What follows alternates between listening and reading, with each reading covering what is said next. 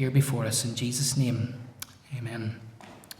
Matthew 6 verse 13 we read simply, "Lead us not into temptation, but deliver us from evil." There was a man driving round the local city. He had an engagement that he needed to keep, and he faced what I'm sure you've probably faced as you've maybe tried to get a parking space in some of the larger towns, Portadown or Armagh, Dungannon, whatever. He can't find a space, and he's gone round and round and round the block 20 times, and he couldn't find a space. So eventually, realizing that he was going to be late for this engagement that he had, he wrote a note to the traffic warden. He parked in a no parking area, and he wrote this note to the traffic warden: "I've been circling this area for 20 times. I can't find a space. I have an appointment that I must keep, or else I will lose my job." And then he wrote underneath it, he signed it his name, then he wrote under, "Forgive us our trespasses." The traffic warden obviously then came and saw the car. It was parked in this no parking area. He read the note. He's been here many times, been here before, but he certainly wasn't impressed. And after writing him a ticket for being parked illegally, he also wrote this note and left it for the driver: "I've circled this parking area not just 20 times, but for 20 years. And if I don't give you a ticket, I lose my job. Lead us not into temptation." In this study of the model prayer, we've come to these concluding thoughts from Christ on prayer to his disciples.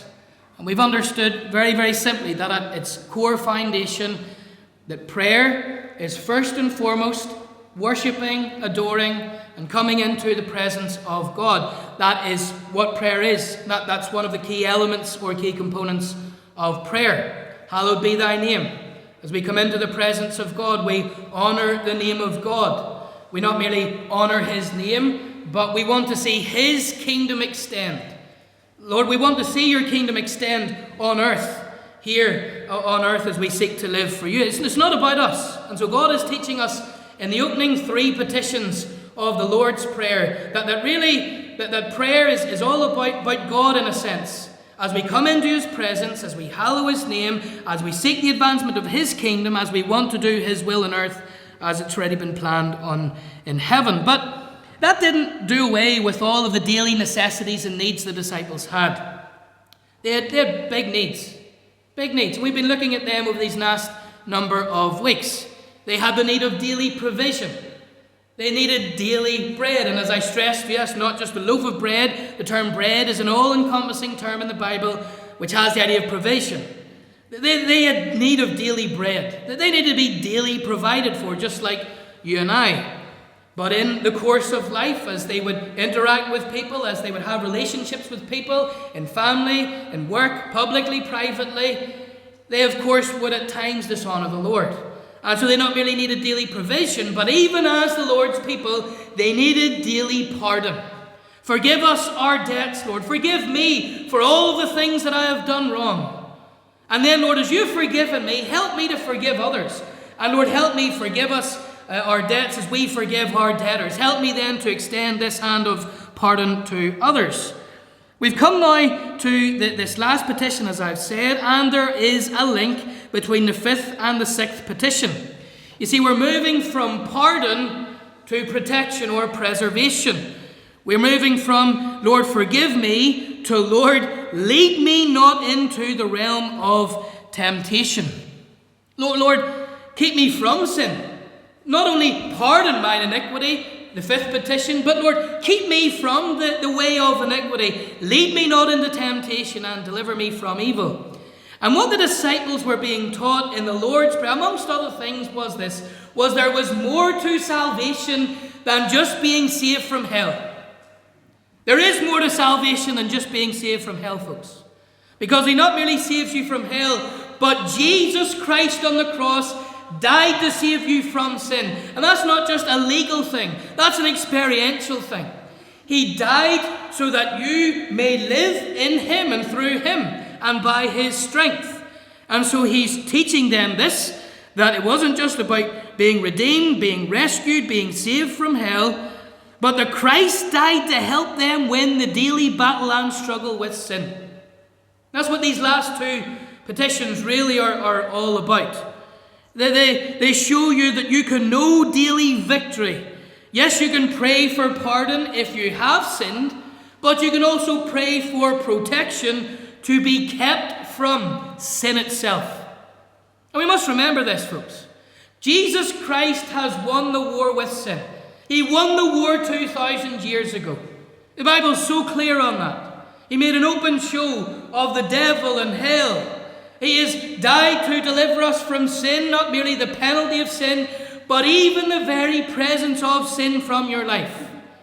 You need to understand that, folks. Jesus has died to redeem you from all iniquity ultimately.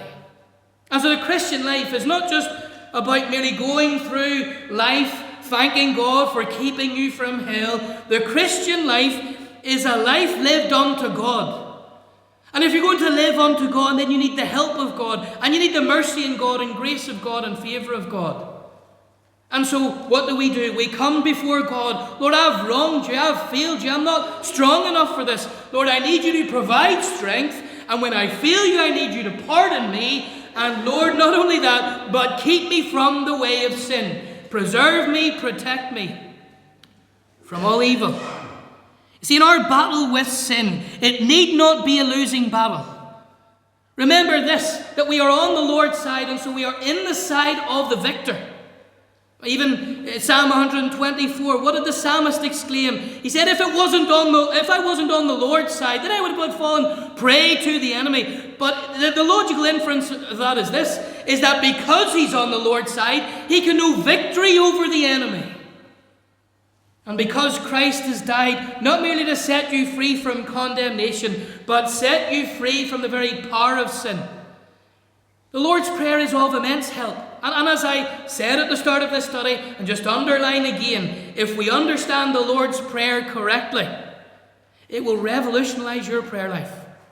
Because when you look at just the things that are mentioned here, it shows you how much you need to be in prayer daily. It's not just a weekly thing, it's a daily thing. Lord, I need you to provide for me daily. I need you to pardon me daily. I can't be going into situations with there being a gap between me and individual. I need you to pardon me daily. And Lord, I need you to keep me from sin as I face situations throughout the week. And so in our battle with sin, as I've said, we must remember that we are on the victor's side. Christ has died to set us free, and how you're set free is found in many different ways, but it's found in the battle in prayer. Victory is won in prayer. And this helps you then win that victory. And so let's come to this very, very pressing issue, an issue we all face, no matter our standing or station, the issue of daily, that's right, daily temptation. How do we deal with daily temptation? And again, there are two simple thoughts I just want to leave with you this morning. I want in the first part of this verse to deal with direction through daily temptation, and then ultimately deliverance from daily temptation. So direction from daily temptation. Verse 13, we see this direction clearly. Lead us not into temptation. Now at first glance, this seems a very strange thing for the Lord Jesus to teach his disciples. Lead us not into temptation. Does this mean that there's the potential or the capacity for God to lead us into temptation? No, it doesn't.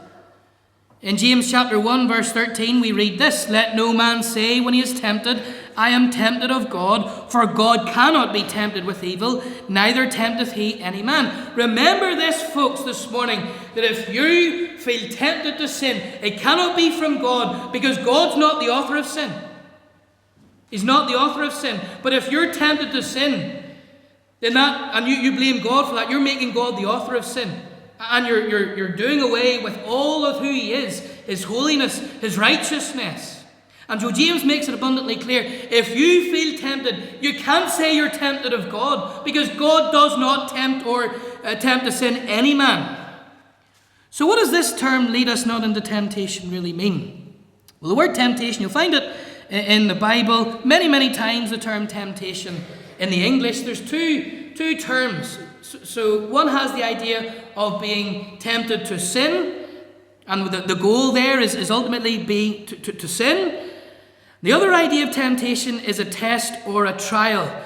And of course, God will remember how it says in the Bible, God did tempt Abraham. Doesn't mean he tempted him to sin. It means very simply that he tested him to strengthen his faith. Whenever Job was tested, he was not tempted to sin in that sense, but he was tested in the terms of he was tried with the end of strengthening his faith. So if the end goal, this is important. If the end goal you feel is to sin, then that comes from the devil or from your own weakness.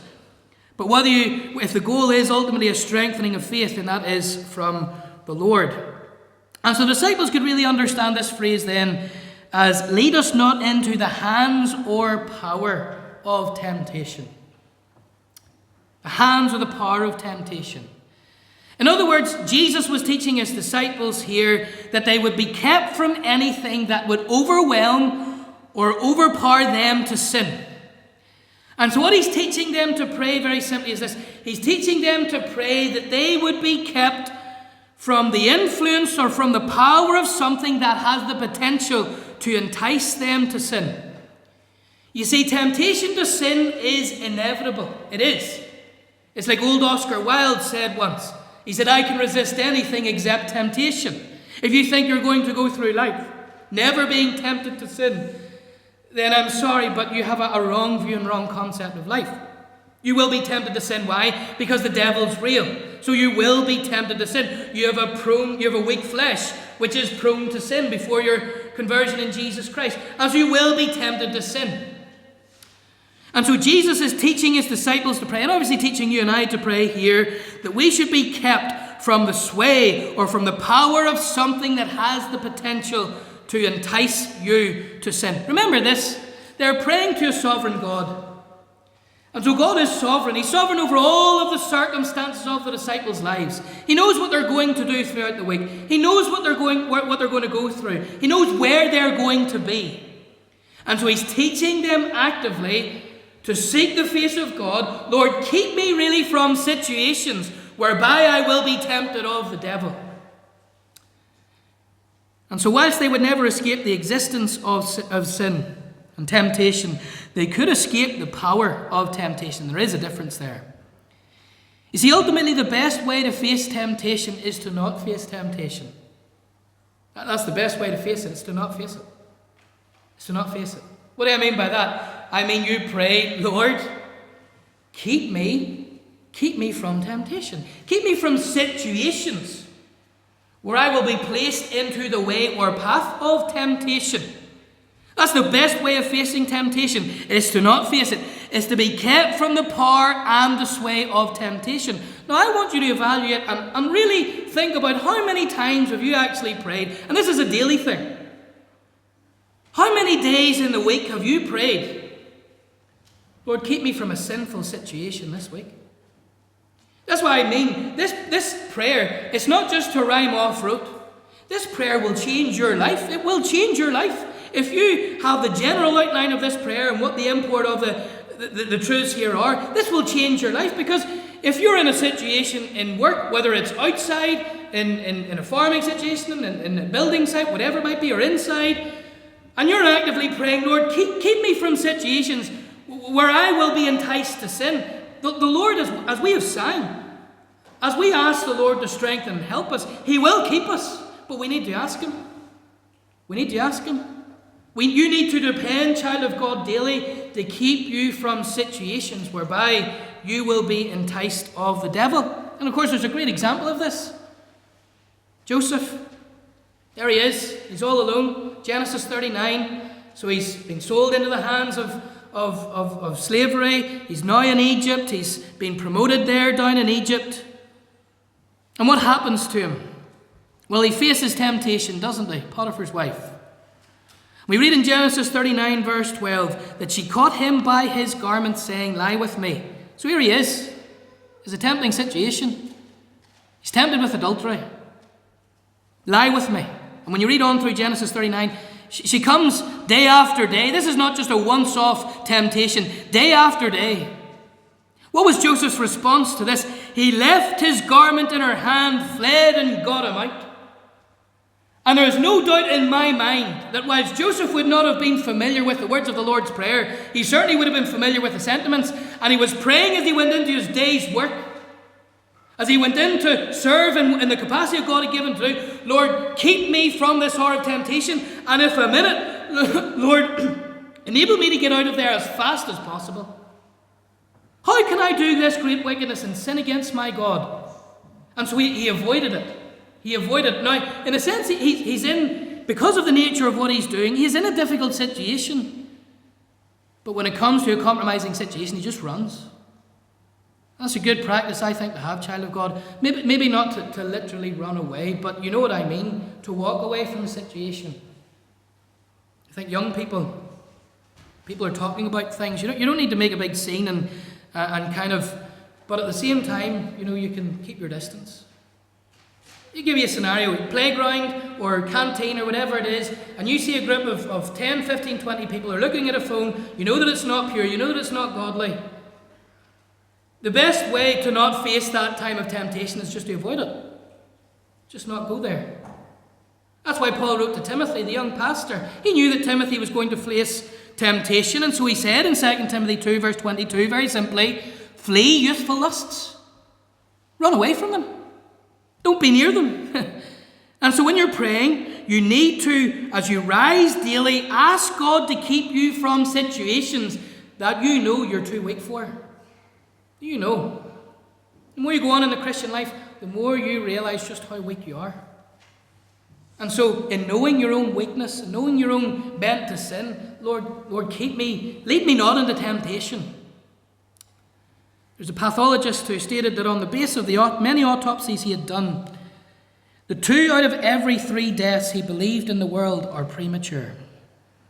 And he related them to these. Premature in the sense that they could have been prevented from a human perspective. And he said the 3 main causes of these: loafer's heart, smoker's lung, and drinker's liver. See what he was saying? He's saying that if people didn't live a life of a loafer, people didn't smoke, people didn't drink, then they were actually, if they had avoided those things, from the human side of things, they could have perhaps lived a more longer and fulfilling life. And in the spiritual realm, the best way to stay spiritually healthy is to pray to your sovereign God that he will direct you from that which is spiritually unhealthy. Here's a sovereign God. We come to a God who is interested in every minute detail of where you go, where you'll be, what you'll say, and what you'll do. He's interested in it all. And so pray to him. And so when we think about direction in terms of this issue of temptation, there's the issue of avoidance, but there's also the issue of compliance. Now, what do I mean by that? Well, it's found in the first 2 words. Lead us. Lead us. Lead us not into temptation. That's the negative part, not into temptation. But positively then, lead me. And so in order for God to lead you positively, if you're going to know what it is to avoid sin, then you need to be willing to submit your life completely to the direction of God. It's no good saying, Lord, keep me from that which is bad. The converse side of that is, very simply, Lord, lead me then to that which is good. And in order for God to lead you into the way everlasting, to lead you into the paths of righteousness, you need to be willing to be led. Someone can only be led if they're willing to be led. You can only train an animal if ultimately the willingness is there. You can only be directed from, if you're an employee, you'll only learn of your employer if you're willing to be directed by them. Same with children and all of those relationships. And so there must be this, Lord, I am willing to submit my life into your hand so that you will enable me to comply. And he's really teaching them that they need to have a submissive spirit to be led in every instance of their lives into that which is good of the Lord. And so one way in which God keeps you out of temptation's hand is through you not being in there or not being in that situation. But the other way is this, is that you're occupied in that which is good. You're occupied in that which is good. To put it very saliently, Romans 12 verse 9 tells us, abhor that which is evil and cleave to that which is good. Because you can stay away from the bad only for so long. Eventually you'll give in to the bad unless you cleave to that which is good. Because our minds, they need to be occupied, and so they will always be occupied with something. And they'll either be occupied with that which is bad or that which is good. And when I say bad, I mean sinful or wrong, unethical. To again further illustrate this, I quoted you 2 Timothy chapter 2, verse 22, flee youthful lusts. But Paul doesn't just leave it there with Timothy. He doesn't just say, Lord, or Timothy, stay away from the bad things, from the youthful lusts. But you know what he goes on to say in the same verse? But follow, pursue righteousness, faith, charity, peace, with them that call on the Lord out of a pure heart. Timothy, don't just flee that which is bad, but actively pursue that which is good. And so the question is this today, is what and who are you pursuing? Because if you're pursuing that which is good, then that is a positive way of keeping you out of that which is bad. Again, I don't want to be seen to be picking on young people, but just to give you an example of this, right? Proverbs says so much about our company. So much about company. So if you pray, Lord, keep me from temptation, but you run with a really bad crowd at school, or even in work, there's always a crowd at work, there's up to no good. If you are in that crowd, well, they're going to get up to no good. They're going to probably place you in the path of temptation. And so what does the wise person do? The wise person just stays away from the bad crowd. You keep yourself out of temptation's way, and you surround yourself with good company. This is just for young people. This is for us all, folks. Because in your daily life, you're surrounded by influence. You're surrounded by things that you will pursue. And the question is, what will you pursue? Will you pursue that which is positive or that which is a negative influence on your life? Because if you're doing this, then yes, you can pray, Lord, lead me not into temptation. But if you're placing yourself in temptation's path, then you can't expect God to if you're not willfully submitting to Him, you can't expect Him to just miraculously deliver you out of that. Heard of a man who went to see his doctor, and he said, Doctor, I've been misbehaving badly. My conscience is bothering me. And so I would see if you had anything really that you had for it to help me. The doctor said, well, what do you expect me to do? Give you something that will strengthen your willpower? And the man said, no, I was hoping you'd give me something to weaken my conscience. And if we're honest with ourselves, folks, we want God to keep us from the bad, if we're honest. But are we really willing to submit ourselves and pursue after godliness? Pursue after righteousness? Because that's all encapsulated in what it means to pray, lead me not into temptation. So direction through daily temptation, and that's basically the main crux of the message today. Secondly, and very quickly, and lastly, think with me about deliverance from temptation. Verse 13, the last part of the thought here today. Lead us not into temptation, but deliver us from evil.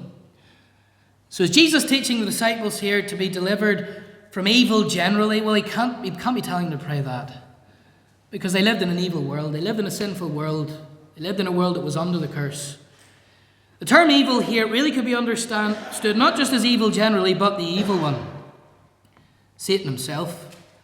Satan himself is called a number of times in the Bible the evil one. Think of Matthew 13, parable of the sower. Verse 19, the evil one comes to snatch the good seed of the word. 1 John 2:13, Satan's called the wicked or the evil one. And so the disciples here, they're not just being instructed to be led from sin and Satan to avoid temptation, but when they were in the hour of temptation, they were then to pray, deliver me from the evil one.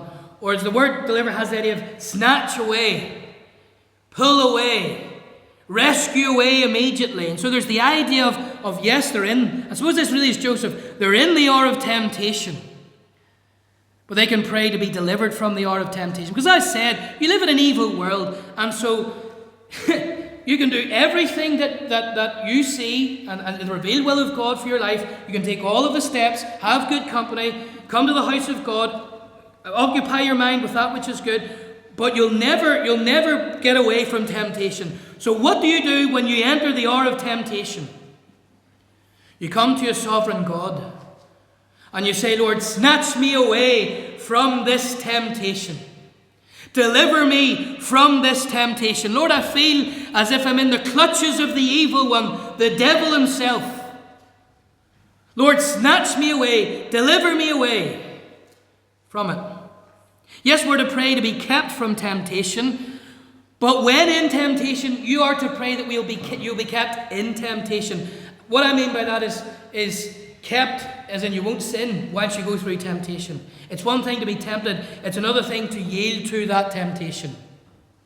1 Corinthians 10 speaks of this in verse 13. There hath no temptation taken you, but such that is common to man. But God is faithful, who will not suffer you to be tempted above that ye are able, but listen to it, with the temptation will also make a way of escape, that ye may be able to bear it. And every time you're in temptation, there is a way of escape. Sometimes it's just you running away, getting away like Joseph. Sometimes it's you praying, Lord, keep me. I'm going through this here, but keep me in the hour of temptation. But God makes a way of escape.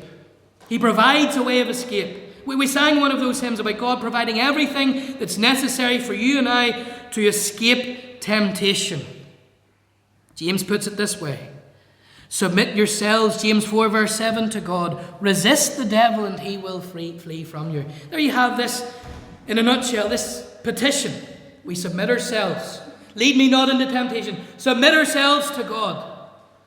But when I'm in temptation, resist the devil and he will flee from us. There's a wonderful thought that Christ is praying for you and I right now. John 17 verse 15. Very encouraging. I pray not that thou shouldest take them out of the world. Speaking of his people. Now think about this. Christ is praying that we wouldn't be taken from the world. What else is he praying? But that thou shouldest keep them from the evil one. I think that's interesting, especially as a parent. You know, parents growing up, many of you intimate things like this to me, and I have the same concerns myself, obviously. What will befall our children 20, 30 years from now?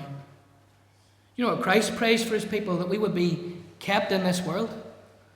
I pray that we wouldn't be taken from the world. Why? Why does Jesus want us to stay in this world until the day of our home calling appears? Why? To live for him, to live righteously, to live soberly. It would be wonderful if he took all of his people to heaven, away from the miseries, away from the trials, away from the difficulties right now. But Jesus is praying that we would be kept in this world to live for him. But also, as he's praying that we would be kept in this world and kept pure for him, he's praying in the same perpetual breath that we would be kept from the evil one. As we live for him, we'd be kept from the power and from the sway of the tempter. I heard the story of an old preacher, and he said this. He was talking to Christians, and he asked this Christian, had he victory over the devil? And he said, no, I have something even better. I have the victor. I have the victor. We may not always get the victory over the devil, but we have the victor. We have Christ, who is praying for you right now, who is saying, pray to me, ask me for help, and I'll give it to you. But you need to ask me. Lead us not into temptation, but deliver us from evil. And I trust that these thoughts have been helpful and insightful as we seek to live for the Lord today. Let's just close